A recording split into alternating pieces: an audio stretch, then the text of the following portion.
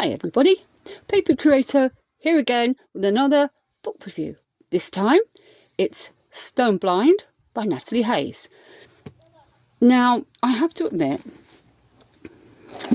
I'm a bit miffed because I love this design and I only wish they did it all around the edges, but they don't. Again, it's one of those that's just done down the side. However, the design of the book I love, and quite recently I've been trying to pick up the matching bookmarks. I just think they add a little bit of something to them, especially if later on down the line I want to sell them. Plus, it makes my OCD inner child very happy. So, without further ado, let's get into the book. So, I'm a bit of a fan of Medusa. She's actually one of my favourite characters. And yes, this is hand-signed by Natalie Hayes herself. Although it's not a first edition, it is a first run, which is fine with me. I'm not too fussed about that. It's a great book. An absolutely amazing story, just telling the whole story of Medusa, but perhaps from, I don't want to say a more feminist view, but from perhaps a more strong female view, which I have no objections with. I have got another one of her books as well, based on the story of Medea, which is called No Friend to This House. Again, the writing is absolutely spot on. Characters are great, writing style great. I just wish that they would do something a bit more adventurous with this and this as well, because to me there's so much that you can do with this. I mean, you've seen in the other videos the artwork that they have on some of these front papers is just astonishing, and I just feel that perhaps that's the Fairy Loot specials that they do. I think this is so this is a Waterstones. So I often find with these that although they're Waterstones signed and exclusive, they're nothing really great to crow about, because there's so much more that they could do with these. As I said before, and in my next video when I review the Nightblood Prince, I mean, that book is a whole different kettle of fish. But putting that aside, the Stone Blind is still an absolutely cracking read. If you like your Greek myths and legends, it's definitely a one to have on your TBR list. As for the length of it, it's not a massive read, which I quite like, because unlike Aphrodite,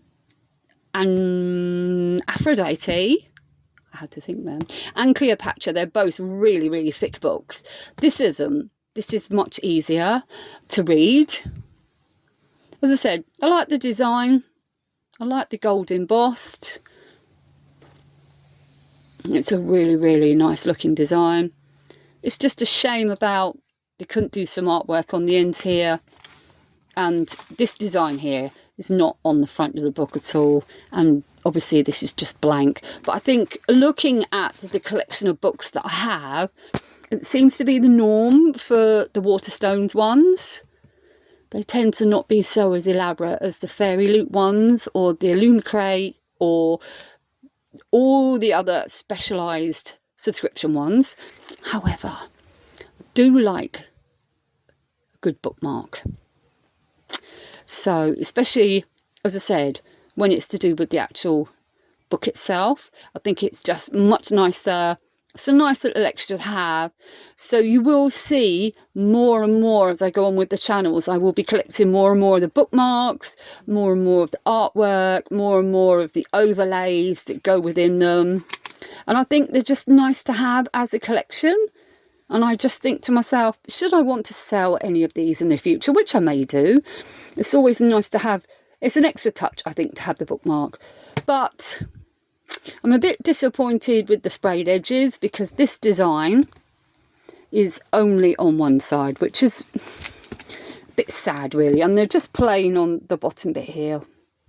I mean, you could have done so much more with that. You could have had this design on there, you could have had this running all the way through, but that's Waterstones for you.